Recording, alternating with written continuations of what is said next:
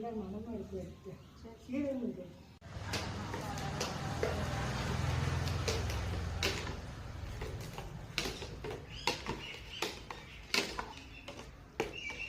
நம்ம பார்த்தீங்க அப்படின்னா இவங்க தான் நம்ம வந்து காப்பாத்தி அம்மா நம்மளோட கோடி ஆர்கானிக் ப்ராடக்ட்ஸ் எல்லாம் ப்ரிப்பேர் பண்ணுறதுக்கு மெயினாக நமக்கு வந்து ஹெல்ப் பண்ணிட்டு இருக்கிறது இவங்க தான்.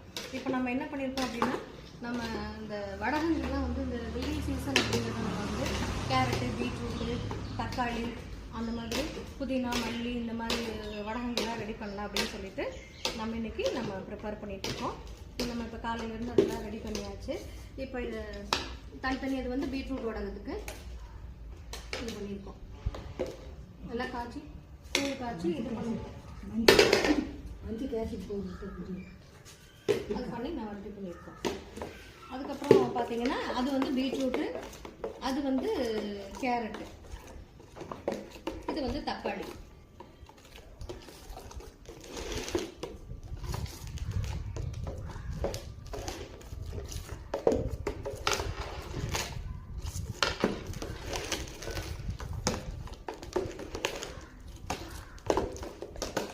இதில் கொஞ்சம் மஞ்சள் போட்டு